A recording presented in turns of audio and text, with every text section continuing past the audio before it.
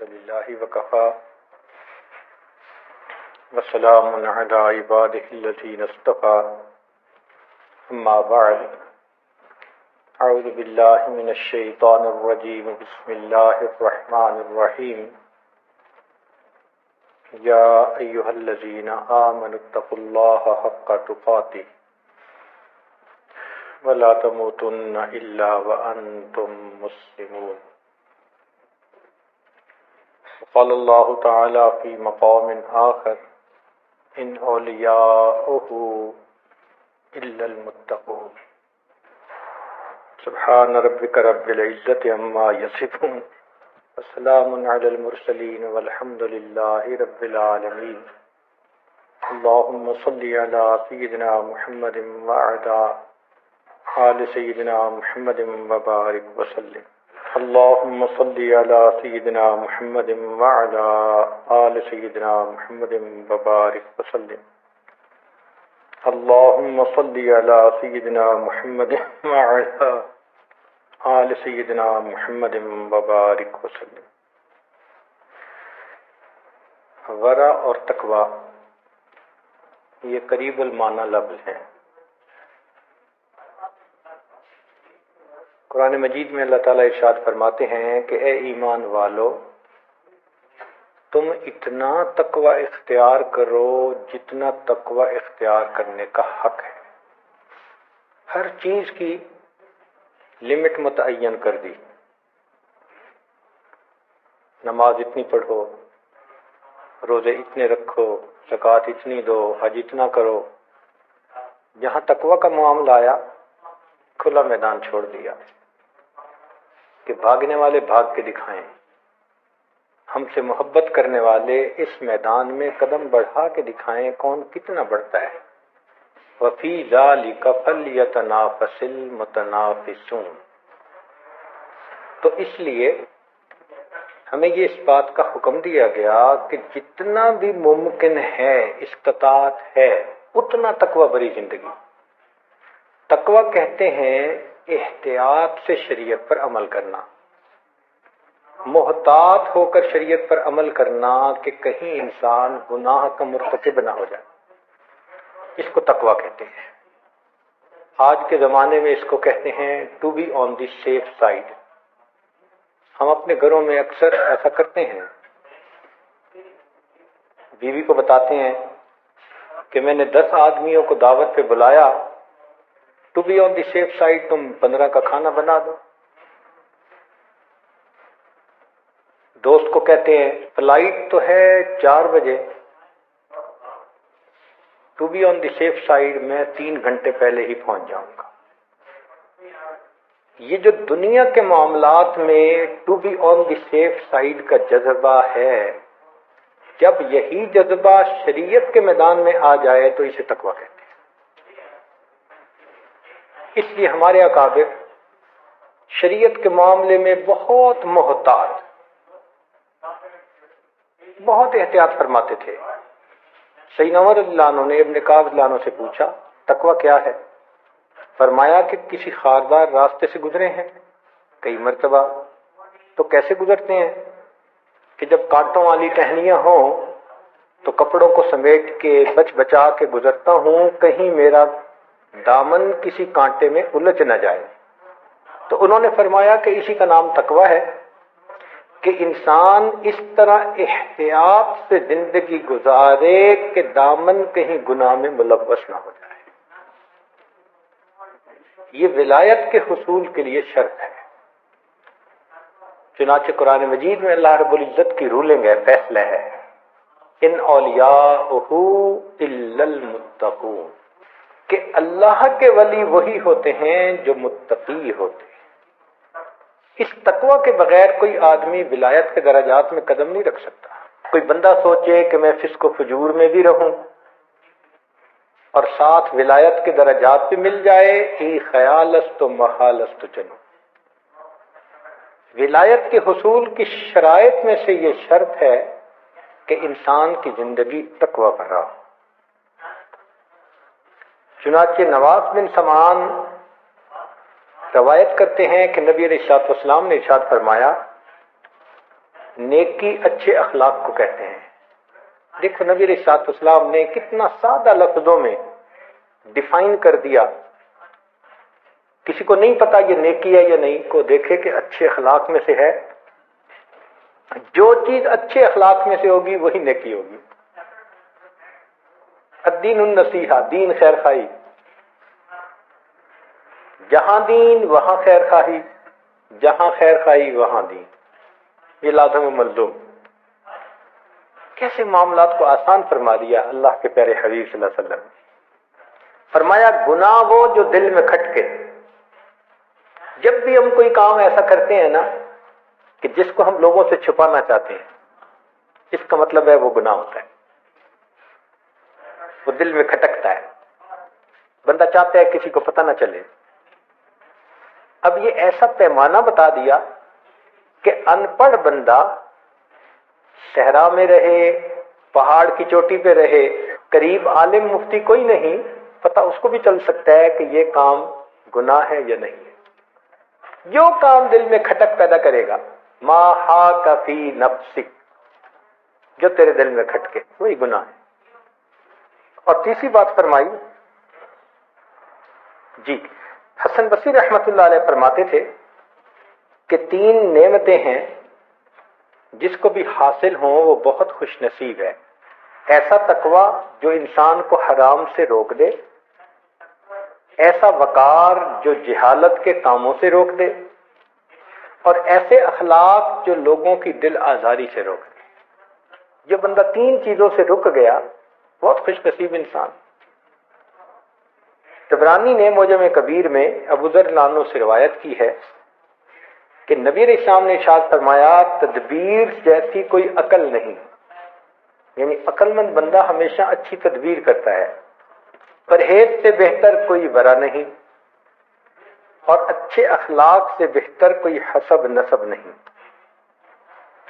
حسن بصری رحمۃ اللہ فرماتے ہیں کہ ایک لڑکا مجھے ملا جو اپنی باتوں سے بہت سمجھدار نظر آتا تھا. میں نے پوچھا کہ بتاؤ دین کا خلاصہ کیا ہے؟ تو وہ بچہ کہنے لگا کہ ورع یعنی تقوی یہ دین کا خلاصہ ہے.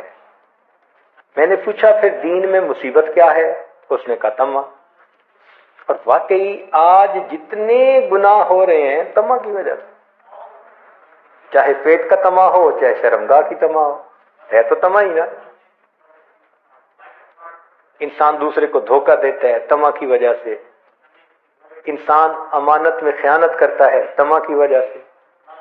تو اگر آپ دیکھیں تو ایک لفظ لڑکے نے بتایا لیکن بات بہت مزے کی کہ دین کا خلاصہ ورع ہے اور دین کی مصیبت طمع ہے. حسن بصری رحمۃ اللہ فرماتے تھے کہ میں نے چھوٹی عمر کا عقل مند ایسا بچہ کبھی نہیں دیکھا. چنانچہ اس تقوی کے درجات ہیں. عوام کا تقوی یہ ہے کہ وہ حرام سے بچیں. جو شریعت نے حرام کہہ دیا اس سے جو بچ گیا یہ عوام کی ورع ہے، عوام کا تقوی ہے. صالحین کا تقوی یہ ہے کہ مشتبہ چیز سے بچا جائے، جس میں شبہ ہو جائے تو اس کو چھوڑ دو. اور مقربین کی ورع یہ ہے کہ حرام کے خوف سے حلال کو بھی چھوڑ دو. اللہ اکبر کبیرہ. سعید بن المسیب رحمۃ اللہ علیہ فرماتے تھے کہ اسلام کی 4 حدود ہیں. ایک ورع تمام معاملات کی اصل ہے تقوی. خوشحالی میں شکر ادا کرنا انسان کو جنت میں لے جاتا ہے. مصیبت میں صبر کرنا انسان کو جہنم سے بچاتا ہے. اور تواضع مومن کے لیے باعث عزت ہے. یونس بن عبید رحمۃ اللہ علیہ فرماتے تھے کہ میں نے اپنی زندگی میں 3 چیزیں بہت حیران کن دیکھی. پہلی بات، ایک مرتبہ ابن سیرین رحمۃ اللہ علیہ کے پاس بیٹھا تھا تو انہوں نے یہ بات کی کہ میں نے اپنی پوری زندگی میں دنیا کی خاطر کبھی کسی سے حسد نہیں کیا. کہنے لگے سن کر میں حیران کہ ایسے بھی لوگ دنیا میں موجود ہیں کہ حسد ہی نہیں ہوتا کسی کے بارے میں دل میں. اور مورک رحمت اللہ علیہ کہ ایک دفعہ میں ان کے پاس بیٹھا تھا تو بات کرتے ہوئے بتانے لگے کہ ایک دعا میں نے 40 سال مانگی اور وہ قبول نہ ہوئی، میں پھر بھی مایوس نہ ہوا۔ اللہ کہتے ہیں اس بات نے مجھے حیران کر دیا کہ 40 سال مسلسل ایک دعا مانگی اور وہ قبول نہیں ہوئی۔ کہتے ہیں کہ اس کے باوجود میں اللہ کی عسا اللہ اکون بدعائے ربی شقیہ، مایوس نہیں ہوا۔ اور تیسرا حسان ابن ابی سنان ان کی مجلس میں بیٹھا تھا تو وہ فرمانے لگے کہ سب سے آسان کام تقوی ہے۔ تو کہنے لگے سن کے میں بڑا حیران کہ تقوی تو بڑا مشکل ہوتا ہے۔ تو میں نے پوچھا کہ تقوی آسان کیسے؟ تو انہوں نے جواب دیا جو بات تیرے دل میں کھٹکے اس کو چھوڑ دو۔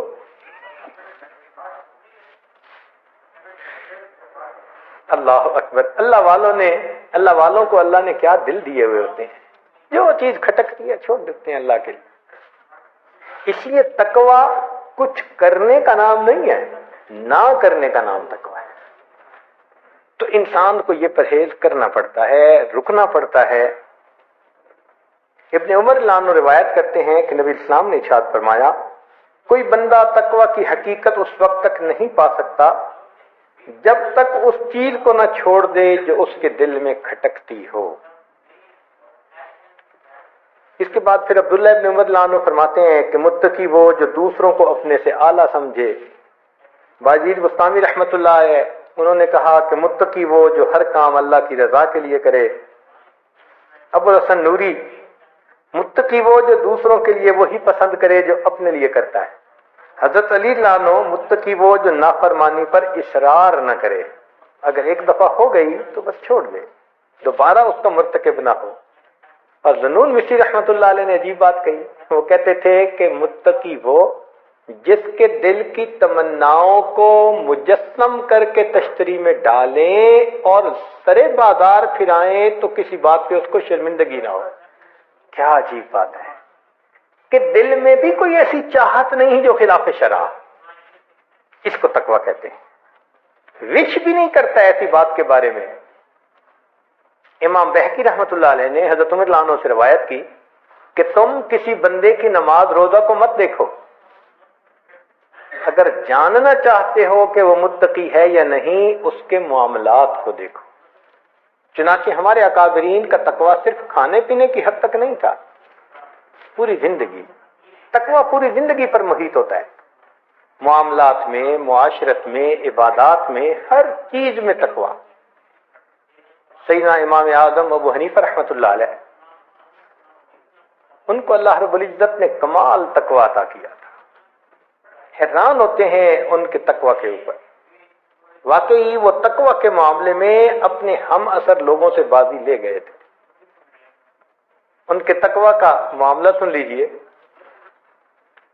ایک بندہ مسئلہ پوچھنے آیا، حضرت میری بکری گم ہو گئی، بتایا کہ بھئی یہ کر لو، وہ چلا گیا۔ اب دوسرے بندے کو بلا کے پوچھا کہ بکری کی عمر کتنی ہوتی ہے؟ اس نے کہا جی بکری کی عمر ہوتی ہے اتنے سال۔ جتنے سال اس نے کہا اتنے سال بازار سے بکری کا گوشت خرید کر کھانا چھوڑ دیا کہ کہیں یہ وہ چوری کی بکری نہ ہو۔ اللہ اکبر کبیرہ، حیران ہوتے ہیں۔ کپڑے کی دکان تھی، ایک تھان اس میں تھوڑا عیب والا تھا، تو اپنے خادم کو بتا دیا کہ جب کوئی بندہ خریدے تو پہلے دکھانا کہ اس میں یہ عیب ہے، پھر وہ جتنی قیمت پہ خریدنا چاہے خرید لے۔ اس نے کہا جی بہت اچھا۔ اللہ کی شان، ایک دن آپ واپس تشریف لائے تو وہ تھان اپنی جگہ پہ نہیں تھا۔ پوچھا وہ کپڑے کا تھان کیا؟ اس نے کہا جی تھوڑی دیر پہلے بندہ آیا اور خرید کے گیا، تم نے بتایا تھا کہ اس میں عیب ہے۔ اس نے کہا نہیں۔ تو فرمایا کہ اس تھان کی کتنی قیمت؟ جتنی قیمت اس تھان کی بنی تھی پوری کی پوری اللہ کے راستے میں صدقہ کر دی، میرے لیے استعمال کی ضرورت نہیں۔ दुकानदार कभी ऐसा भी करता है? अल्लाह अकबर। उस जमाने में लोग मगरिब के वक्त दुकानें बंद कर देते थे, बिजली तो थी नहीं, चिराग होते थे। तो इमाम अबू हनीफा रहमतुल्लाह अलैह एक दिन जोहर के बाद दुकान बंद करके आ रहे हैं। किसी ने पूछा कि नौमान, दुकान जल्दी क्यों बंद कर दी? कहने लगे कि आज आसमान पर बादल हैं, अबर आलूद है, और बादल की वजह से रोशनी ठीक नहीं होती और गाहक को कपड़े की सही क्वालिटी का पता नहीं चलता। मैंने दुकान बंद कर दी कि कोई बंदा कम कीमत कपड़े को बेश कीमत समझ के खरीदेगा तो मेरी वजह से कहीं धोखा ना हो जाए। चुनांचे एक वक्त बादशाह वक्त ने बड़ा मजबूर किया कि आप चीफ जस्टिस बने। आपने फरमाया नहीं। उसने कहा अच्छा, अगर आप नहीं बनेंगे तो आज के बाद आप किसी बंदे को फतवा नहीं बताएंगे। फरमाया ठीक, इस पे जान छूटती है तो चलो ठीक। उसके बाद घर तशरीफ लाए। अपनी बेटी ने मसला पूछा कि अब्बू इसमें मसला क्या? फरमाया बेटी मैं कॉल दे चुका हूं, अब मसला अपने भाई से पूछ लो। तकवा इसे कहते हैं। उनकी जिंदगी के वाकयात पढ़े, हैरान हो जाएंगे कि वो कितना एहतियात फरमाते थे। अल्लाह अकबर कबीरा। एक जगह धूप पे खड़े हुए, चिलचिलाती धूप, दोपहर का वक्त। किसी ने क्यों धूप में खड़े हैं? मैं किसी का इंतजार कर रहा हूं। उसने कहा इस दीवार के साए में खड़े हो जाएं। कहने लगे जिस बंदे का ये घर है उसने मुझसे कर्जा लिया हुआ है, अब मैं अगर उसकी दीवार के साए में खड़ा होऊंगा तो कहीं कर्जे का सूद ना बन जाए कि मैंने उसके उस कर्जे से नफा पाया। या अल्लाह। और इसी तकवा की वजह से अल्लाह रब्बुल इज्जत की तरफ से उन पर रहमतों की इंतहा थी। ये चीज सहाबा रज़ियल्लाहु अन्हुम ने नबी अलैहिस्सलाम से सीखी। सैयदना सिद्दीक़ अकबर रज़ियल्लाहु अन्हु को एक गुलाम ने लाकर कुछ खाने को दे दिया, खा लिया। बाद में पता चला कि इस गुलाम ने जमाने जहालत में कोई फूंक दम किया था और उन लोगों ने इसको आज उसकी वजह से कुछ दिया और ये लाके मुझे खिला गया। तो सैयदना सिद्दीक़ अकबर बहुत परेशान हुए। चुनाचे पानी पिया, इतना पिया कि कै हो जाए, कै हुई, फिर पानी पिया। एक दो मर्तबा कै हुई मगर तसल्ली नहीं हुई कि सब कुछ निकला या नहीं। फिर अपने हलक में उंगली डाली कै करने के लिए। जब उंगलियां डाल डाल के कै कर रहे थे, तकलीफ भी हो रही थी, तो देखने वाले ने कहा कि अमीरुल मोमिनीन इतनी तकलीफ पहुंचा रहे हैं। फरमाने लगे अगर मुझे पता होता कि इस खाने का आखिरी जर्रा मेरी जान के साथ निकलेगा मैं फिर भी उसे निकाल देता। ये तकवा सहाबे कराम में था। और वहां से फिर ये औलिया अल्लाह की जिंदगी में आया। और इसके बगैर कोई बंदा मुत्तकी बने बगैर अल्लाह का वली बन नहीं सकता। विलायत का नूर हासिल करना चाहे तो तकवा हासिल करना पड़ेगा। पहले वक्त में तो ये तकवा बहुत हुआ करता था। हमारे अकादरीन मुत्तकीन थे। चुनाचे एक आलिम बैठे थे, उनके पास एक बूढ़ी औरत आई। उसने आके मसला पूछा। कहने लगी कि मैं चांद की रोशनी में सूत काट रही थी रात को। वक्त का हाकिम गुजरा और उसके लिए कंदीलें जलाई हुई थी, रोशनी जलाई हुई थी, लोग आगे पीछे रोशनी लेके चल रहे थे। मुझे उस वक्त ध्यान न रहा। जितनी देर वो गुजरा मैं अपना सूत काटती रही। अब मुझे एहसास हुआ कि मैंने तो हाकिम की रोशनी में सूत काटा। बताओ मेरे लिए जायज है या मेरे लिए हराम? तो उन्होंने कहा कि तेरे लिए जायज नहीं है। अब बेटा हैरान कि अब्बू ने कैसा फतवा दे दिया। तो औरत चली गई। उसने कहा कि अब्बू इतना सख्त फतवा? फरमाने लगे इस औरत की शान यही है, तू जाके देख ये किस घर की औरत है। امام احمد بن حنبل رحمۃ اللہ نے فرمایا بیٹے کو کہ جا کے دیکھ یہ کس گھر کی عورت ہے. جب پتہ کیا تو بشر حافی رحمۃ اللہ علیہ کی بہن تھی. تو امام احمد بن حنبل رحمۃ اللہ علیہ فرمانے لگے کہ اس کا مسئلہ پوچھنا بتا رہا تھا کہ یہ کسی بڑے گھرانے کی جان ہے. اتنے متقی لوگ ہوا کرتے تھے. اب دیکھیں ایک عورت، بوڑھی عورت اس پر بھی مسئلہ پوچھ رہی ہے.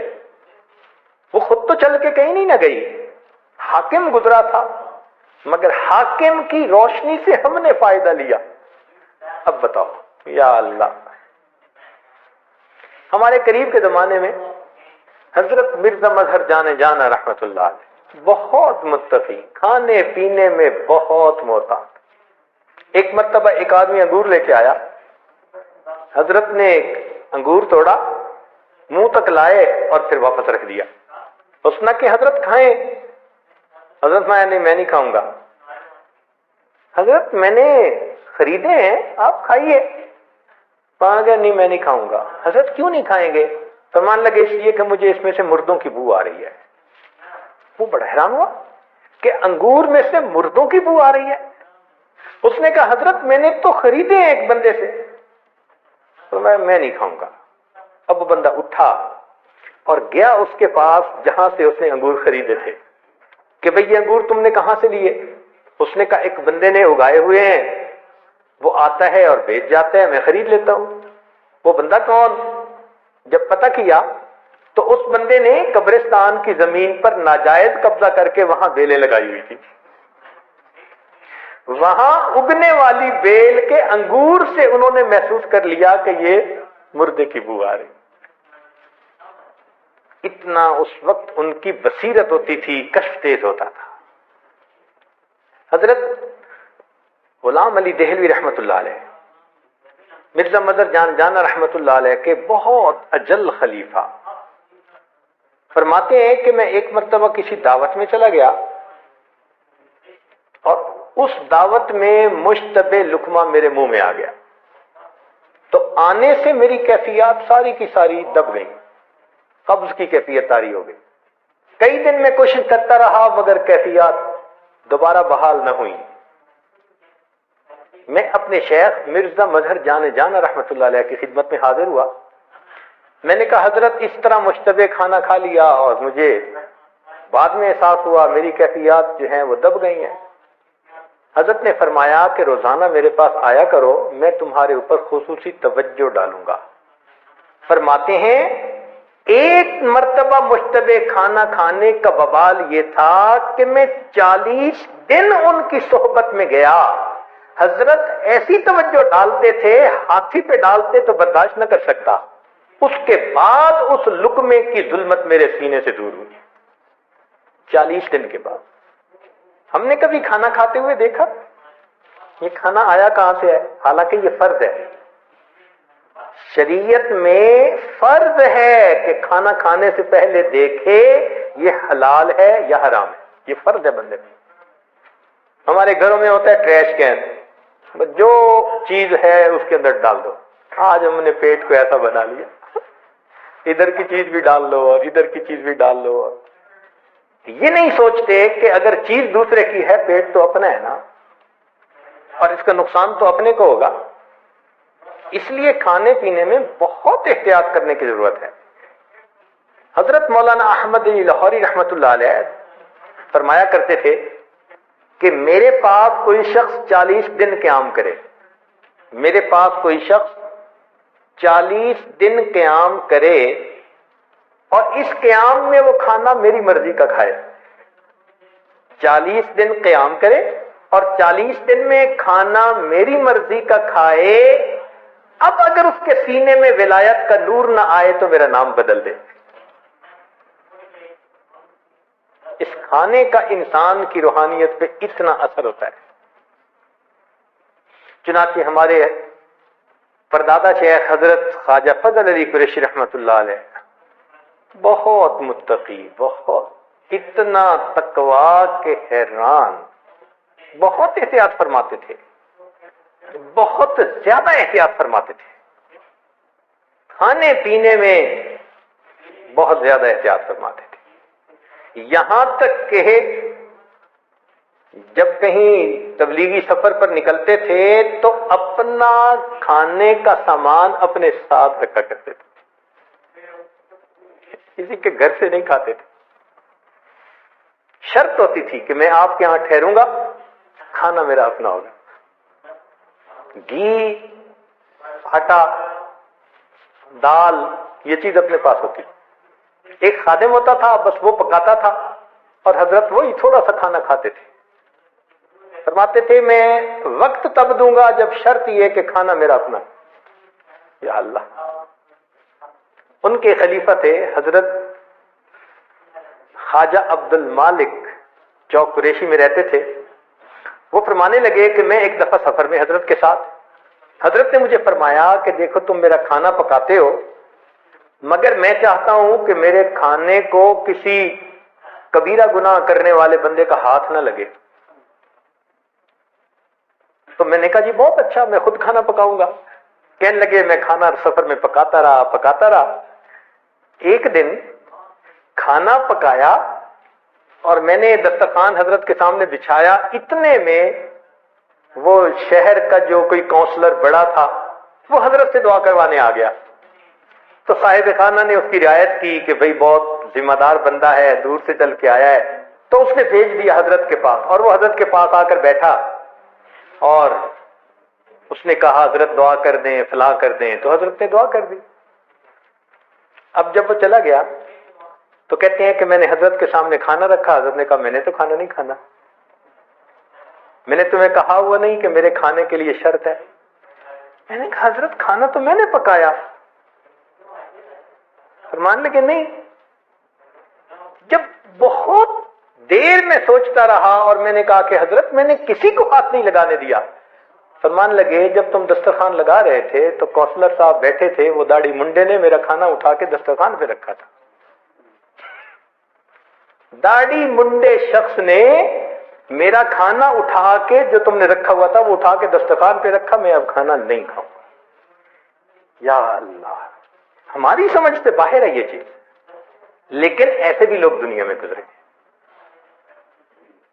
اس کا نتیجہ کیا نکلا کہ ایک دن حضرت تشریف لائے تو بہت سارے لوگ آئے ہوئے تھے۔ حضرت کے ہاں 150، 200، 300 لوگ عمومی طور پر رہا کرتے تھے۔ بڑے بڑے اکابر، مولانا حمد علی اور رحمۃ اللہ علیہ جیسے اکابر بھی وہاں جاتے تھے۔ ایک دفعہ حضرت تشریف لائے اور فرمانے لگے فقیرو، یہ الفاظ کہے فقیرو، پھر خاموش ہو گئے۔ اب لوگ سارے متوجہ کہ کیا کہتے ہیں، تو تھوڑی دیر خاموشی کے بعد کہنے لگے کہ یہ بتاؤ کہ اگر کوئی آدمی کہ پیٹ میں ہوا، ہاں ایک دن میرے پیٹ میں ہوا بند ہو گئی، نکلتی نہیں تھی، اور اتنی تکلیف کہ میں زمین کے اوپر لوٹ پوٹ ہونے لگ گیا، اتنی تکلیف تھی مجھے تو دن میں تارے نظر آنے لگ گئے، لگتا تھا میری جان ہی نکل جائے گی، اور میں لوٹ پوٹ ہوتا رہا۔ اب سارے حیران ہیں کہ یہ کوئی بتانے کی بات ہے جو حضرت صاحب سارے لوگوں کو بتا رہے ہیں کہ پیٹ میں ہوا بند ہو گئی اور نکل نہیں رہی تھی، اور میں لوٹ پوٹ ہو رہا تھا، اور مجھے تکلیف ہو رہی تھی، اور جان نکلنا نظر آ رہا۔ حیران دیکھ رہے، اور حضرت اسی کو کھول رہے، مجھے اتنی تکلیف۔ اور یہ بات کر کے فرمایا کہ بتاؤ جو بندہ اپنے پیٹ سے گندی ہوا کے نکلنے کا محتاج ہو، وہ کوئی بڑا بول سکتا ہے؟ کہتے ہیں ساری جماعت حیران۔ جب یہ کہا کہ جو آدمی اپنے پیٹ سے گندی ہوا کے نکلنے کا محتاج ہو وہ کوئی بڑا بول سکتا ہے؟ تو سب نے کہا نہیں۔ فرمانے لگے تو اس لیے میں آج آپ کو تحدیث نعمت کے طور پر یہ سنا رہا ہوں کہ رات مجھے خواب میں نبی علیہ الصلوۃ والسلام کی زیارت نصیب ہوئی۔ نبی علیہ السلام نے ارشاد فرمایا فضل علی، جیسے متبع سنت جماعت تو نے تیار کی ہے، من حیث الجماعت دنیا میں موجود نہیں۔ یہ الفاظ فرمائے۔ اللہ اکبر کبیرہ، یہ تقویٰ تھا ان کا، اللہ کے ہاں قبولیت تھی۔ फिना फिर जिक्र थे, एक एक सुन्नत देहाती नौजवान बूढ़ों को भी सिखाया करते थे।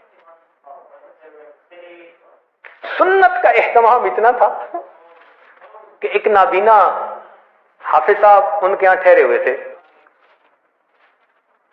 जैसे बहुत सारे लोग आते हैं तो खानकाह में ठहरते हैं, मुद्दतों से ठहरे हुए थे। अब एक दिन जुम्मा का दिन था, मस्जिद के अंदर सरकंडे की छत थी और भीड़ों ने वहां एक अपना जगह बना ली थी और वो कभी इसको काट देती थी भेड़, कभी इसको काट देती थी। तकलीफ थी लोगों को। लोगों हाफिज साहब के दिन में ख्याल आया कि आज भीड़ों को यहां से भगाएं। लोग उन्होंने एक लाठी लेके उसके ऊपर कपड़ा बांधा और आग लगवाई और सरकंडे की छत, और ऊपर आग जो भीड़ों को दिखाई तो वो भीड़ें तो क्या मरती, छत ने आग पकड़ ली। उस जमाने में जब 1 रुपए की बड़ी कीमत हुआ करती थी, मस्जिद की छत भी जली, घरों की छत भी, और घर के हजरत फरमाते थे कि 30-40 हजार रुपए का नुकसान हुआ लोगों का।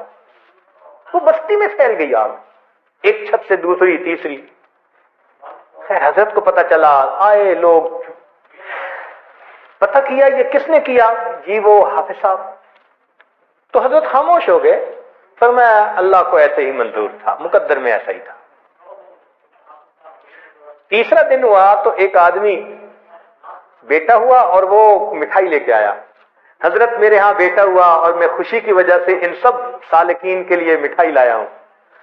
तो हजरत ने वो मिठाई लोगों में भी तकसीम की और उसमें हाफिज साहब को पूछा वो किधर है भाई, उनको तो नजर नहीं आ रहे। हजरत ने उनकी मिठाई अपनी चादर के कोने में बांध ली। अच्छा जब मिलेंगे तो मैं उनको दूंगा। मोहब्बत इतनी, इतना नुकसान परवाह नहीं। मिठाई तकसीम की, उनका नाम लिया, पूछा वो कहां है, उनका जी अभी तो मौजूद नहीं है। तो 2 दिन 3 दिन गुजर गए, अब वो हाफिज साहब मिल नहीं रहे। तो वो तो असल में आग लगने के बाद वहां से करीबी एक बस्ती में जाके छुप गए थे। अल्लाह की शान, एक बंदे ने जाके हाफिज साहब को बताया कि हाफिज साहब आप यहां छुपे हुए हैं और हजरत साहब तो 3 दिन से आपकी मिठाई अपनी चादर की कोने में बांधे फिरते हैं। तो हाफिज साहब को तसल्ली हो गई कि हजरत साहब मुझसे नाराज नहीं है। हाफिज साहब वापस आ गए। हाफिज साहब वापस आ गए, हजरत ने उनको मिठाई दी। वक्त गुजरता गया, साल 2 साल और गुजर गए, उसी मोहब्बत प्यार के साथ रहे। एक फिर जुमा का दिन था। उस दिन हाफिज साहब को क्या ख्याल आया कि दाढ़ी के बाल कुछ जरा बड़े हैं, कुछ छोटे हैं, मैं बराबर कर लूं।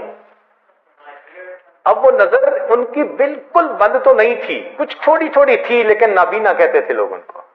अब वो खुद अपनी दाढ़ी को बराबर करने लगे तो करते करते दाढ़ी को एक मुश्त छोटा कर बैठे। जुम्मा की नमाज हजरत ने पढ़ाई, हाफिज साहब को देखा तो बुला के पूछा हाफिज साहब ये क्या हुआ। उनका जी मैं इसको जरा ठीक करने लगा था तो बस ये थोड़ी सी छोटी हो गई। उसी वक्त हजरत ने उनका बिस्तर उनके सर पर रखवाया और खानकाह से उनकी छुट्टी करवाई। इतना बड़ा नुकसान, चेहरे पे मलाल नहीं। सुन्नत के बारे में अगर ऊंच नीच हुई तो उसी वक्त खानकाह से धक्का दे दिया, जाओ फिर तुम आए किस लिए हो यहां पर। इतनी सुन्नत की इत्तबा होती थी। आपके खलीफा हजरत ख्वाजा मोहम्मद अब्दुल मालिक सिद्दीकी रहमतुल्लाह अलैह, अल्लाह रब्बुल इज्जत ने उनको इमामुल उलमा वस्सुलहा बनाया। चुनांचे जब मुल्क तकसीम हुआ तो बहुत सारे उलमा ने हजरत मदनी रहमतुल्लाह अलैह को खत लिखा कि पहले तो आना जाना था, मसला होता था तो आपकी तरफ रुजू कर लेते थे, अब मुल्क तकसीम हो गया, अब क्या करें। तो हजरत मदनी रहमतुल्लाह अलैह ने 3 बंदों के नाम दिए कि ये पाकिस्तान में हैं, जब तुम्हें जरूरत हो इनसे पूछ लेना, मेरी जरूरत नहीं पड़ेगी। उनमें से एक ख्वाजा अब्दुल मालिक सिद्दीकी रहमतुल्लाह अलैह, नाम लिखा उनका। अक्सर दारुल उलूम देवबंद के दौरे पर जाया करते थे اور ہر سال 2 ہفتے دارالعلوم دیوبند میں رہا کرتے تھے حضرت صدیقی رحمت اللہ علیہ۔ ایک مرتبہ حضرت نے 1 ہفتے بعد جانے کا ارادہ کر لیا، تو اساتذہ کو پتہ چلا دارالعلوم کے کہ حضرت 1 ہفتے کے بعد جا رہے ہیں اس مرتبہ، تو حضرت تیاری کر رہے تھے۔ اتنے میں حضرت مدنی رحمت اللہ علیہ دارالحدیث میں تھے، انہوں نے حدیث کے درس کو موقوف کیا، روکا اور حضرت سے ملنے کے لیے آئے۔ حضرت سمجھیں کہ بس الوداعی ملاقات کے لیے آئے ہیں، پوچھا کہ کیسے تشریف لانا ہوا؟ تو حضرت مدنی رحمت اللہ علیہ نے فرمایا کہ حضرت آپ ہر سال طلباء کو 2 ہفتے دیا کرتے تھے، اس دفعہ 1 ہفتے کے بعد جا رہے ہیں، اگر ہماری کوئی کوتاہی تو معافی مانگنے کے لیے آئے ہیں۔ میں نے حدیث کا درس موقوف کر دیا، طلباء کمرے کے دروازے تک بیٹھے ہیں، جب تک 1 ہفتہ اور ایکسٹینڈ نہیں کریں گے ہم دارالحدیث میں نہیں جائیں گے۔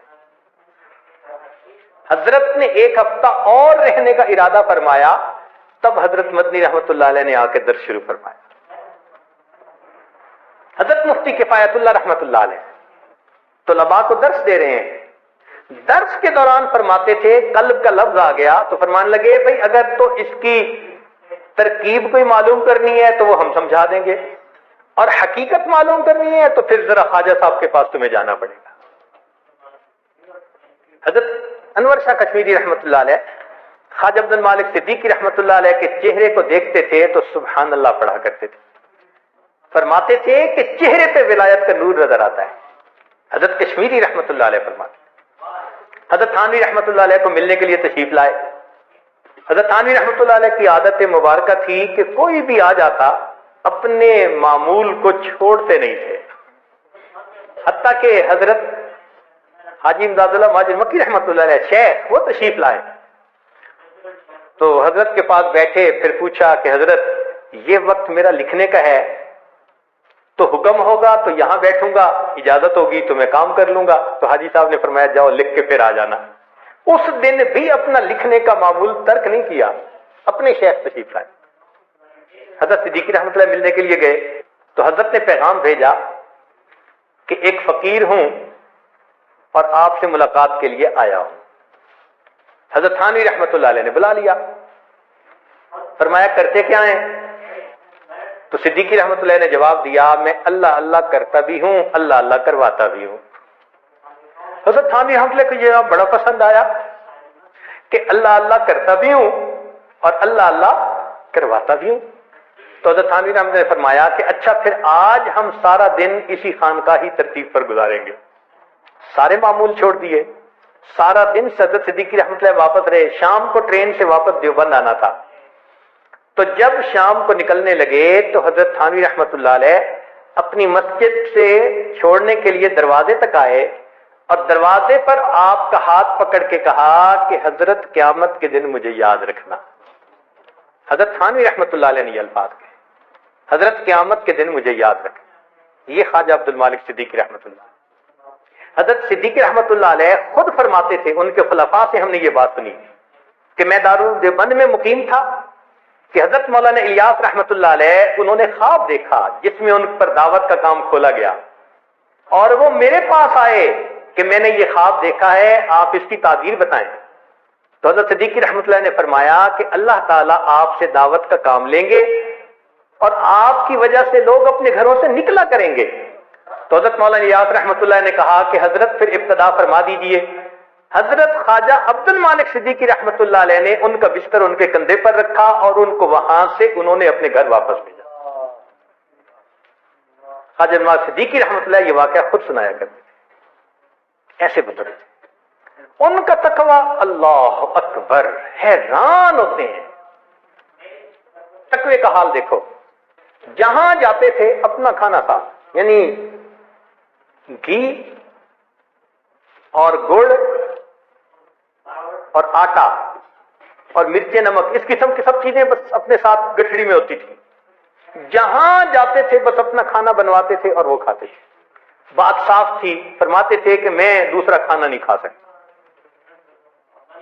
اب ان کا واقعہ جو حضرت ہمارے حضرت مرشد عالم رحمت اللہ علیہ کے گھر میں پیش آیا، وہ واقعہ سنیے۔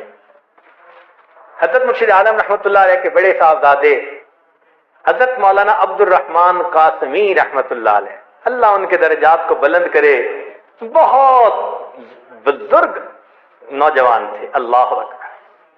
ایک دفعہ واقعہ سنانے لگے، کہنے لگے کہ ابا جی گئے ہوئے تھے سفر پر، حضرت صدیقی رحمت اللہ علیہ نے اسلام آباد سائیڈ پر وقت دیا ہوا تھا، پھر وہاں سے واپسی چکوال تشریف لے آئے، تو اچانک ملنے کے لیے آ گئے۔ میں بڑا خوش ہوا، میں نے حضرت کو گھر میں بٹھایا اور میں نے کہا کہ حضرت آپ ایک رات قیام کریں۔ حضرت نے فرمایا میں ایک رات قیام کروں گا پھر آگے جاؤں گا۔ اب میں حضرت کی ساری خدمت کر رہا تھا۔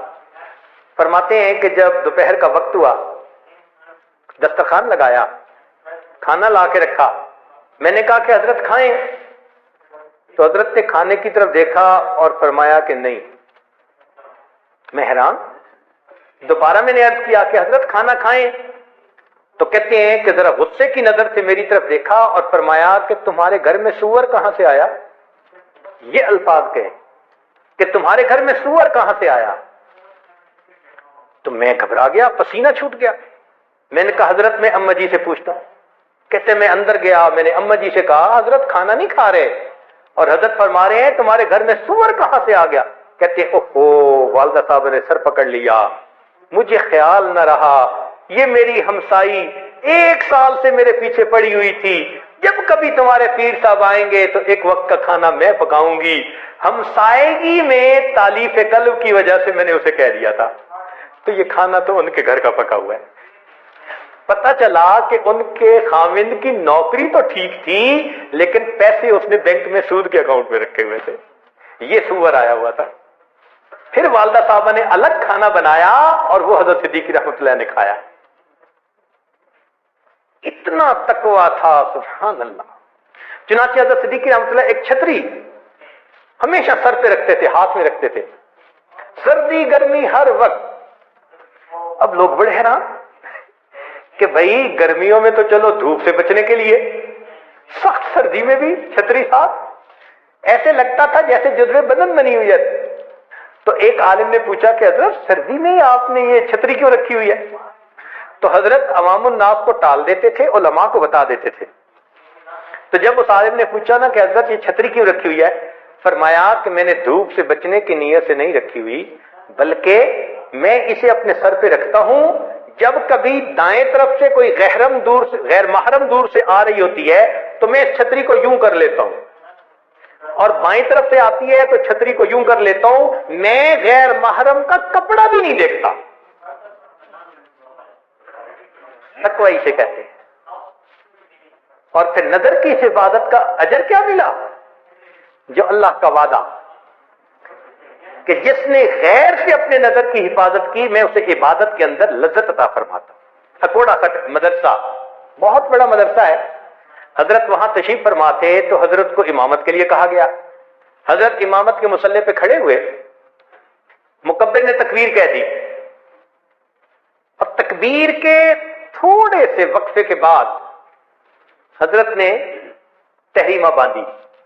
اب علماء صاحب تھے، چونکہ حضرت کے تقریباً 300 خلفاء سارے کے سارے مفتی، علماء، قراء، محتمم حضرات ہوتے تھے، اس لیے امام العلماء کہا جاتا تھا، تو علماء کا مجمع تھا۔ تو ایک عالم نے پوچھا کہ حضرت وہ اقامت جب کہی گئی تو اس کے کچھ دیر کے بعد آپ نے تحریمہ باندھی، طبیعت ٹھیک تھی، خیریت تھی؟ تو حضرت نے فرمایا ہاں مولانا، آپ مولوی لوگ ہیں، آپ لوگوں کی کیفیت تو ہر وقت بنی ہوئی ہوتی ہے، میں تو فقیر آدمی ہوں، مصلی پہ کھڑا ہوتا ہوں، جب تک سامنے بیت اللہ نظر نہیں آتا میں تکبیر کی نیت نہیں باندھا کرتا، میں نماز کی نیت نہیں باندھا کرتا۔ اللہ اکبر، غیر محرم سے نظر بچانے کے یہ انعام ملا، اللہ نماز کے اندر ایسی کیفیت دے دیتے تھے۔ تو یہ تقوی ولایت کے حصول کے لیے شرط ہے۔ ہم بھی اگر چاہتے ہیں کہ ہمارے دل میں ولایت کا نور آئے تو پھر ہمیں بھی اس کا خیال رکھنا پڑے گا۔ کسی پل سے پانی گزرتا ہے، یہ تقوی میں اختیار کرنا پڑے گا، جتنا زیادہ کریں گے اتنا زیادہ ولایت کے درجات، کھانے میں، پینے میں، معاملات میں، ہر چیز میں۔ ابراہیم ادم رحمۃ اللہ علیہ اپنا واقعہ لکھتے ہیں، فرماتے ہیں کہ میں ایک رات مسجد میں تھا اور میرے پاس کوئی بستر نہیں تھا، تو ایک صف کے اندر میں لپٹ گیا، صف کے اندر۔ اب میں رات کو سویا ہوا تھا تو اچانک کچھ بزرگ آئے مسجد کے اندر، انہوں نے آ کے مجلس شروع کی۔ تو مجلس میں سے ایک بڑے جو تھے، ان میں سے ایک جو تھے، وہ کہنے لگے کہ یہاں کوئی ہمیں غیر محسوس ہو رہا ہے، مسجد میں محسوس کر لیا ہوگا نا۔ تو جو ان کا بڑا تھا وہ کہنے لگے ہاں یہ ادم کا بچہ سویا ہوا ہے اور یہ ولایت کا متلاشی ہے، اور اس کو ولایت کیسے مل سکتی ہے؟ اس نے فلاں بندے کی کھجور بغیر اجازت کے کھائی ہوئی ہے۔ اس کو ولایت کیسے مل سکتی ہے؟ اس نے فلاں بندے کی کھجور بغیر اجازت کھائی ہوئی ہے۔ کہتے ہیں میں سہم گیا، پڑا رہا۔ صبح اٹھا، مجھے یاد آیا کہ چند دن پہلے میں نے اس بندے سے کھجوریں خریدی تھیں۔ جب کھجوریں لے کر جانے لگا تھا تو ایک کھجور نیچے گری ہوئی تھی، میں نے خود گمان کیا کہ میری گری ہے، وہ میری نہیں تھی، وہ دکاندار کی تھی، اور میں نے چونکہ اس کو کھایا تھا، وہ بغیر اجازت کھانے کی وجہ سے میری ولایت رکی ہوئی تھی۔ کہتے ہیں کہ میں نے وہ کھجور کے پیسے اس کو واپس دیے اور اللہ نے مجھے ابدال کا رتبہ عطا فرما دیا۔ تو ولایت کے لیے کچھ قربانی دینی پڑتی ہے۔ ہم تو کبیرہ کو چھوڑنے میں ابھی پھنسے ہوئے ہیں، اور اللہ والے اتنا تقویٰ کہ ذرا شبہ ہو جائے اس کو بھی چھوڑ دیتے تھے۔ تو ہمت سے کام ہم لیں۔ رمضان مبارک کے یہ روزے ہمیں یہی تقویٰ سکھانے کے لیے آئے ہیں۔ کتب علیکم الصیام کما کتب علی الذین من قبلکم لعلکم تتقون۔ تو ان مبارک راتوں میں اللہ رب العزت سے یہ نعمتیں مانگیے کہ اے اللہ ہمیں بھی تقویٰ کی یہ نعمت عطا فرما، وہ دل عطا فرما جو شریعت کے بارے میں اتنا محتاط ہو کر زندگی گزارنے والا ہو۔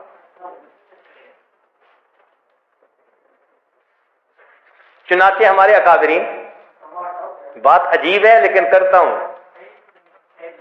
کتابوں میں پڑھی ہے، ہمارے اکابرین بیٹی کا رشتہ جب کرنے لگتے تھے تو پرپوزل لانے والوں کو بیٹی کے عیب بھی بتا دیا کرتے تھے کہ بھئی تم رشتہ لے کے تو آئے ہو، ہماری بیٹی کے اندر غصہ بہت ہے، ہماری بیٹی کام میں سست ہے، جو کوئی ہوتا ہے بچی کے اندر، وہ بچی کے عیب لڑکے والوں کو پہلے بتا دیتے تھے تاکہ معاملات کے اندر صفائی رہے۔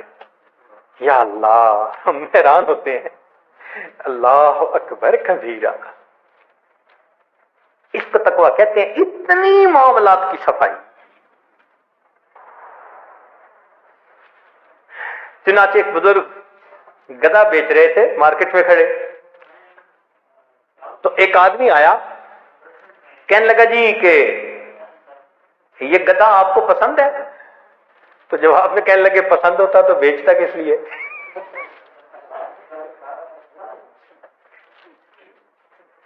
خرید و فروخت کے اندر بھی اتنی سچائی ہوتی تھی۔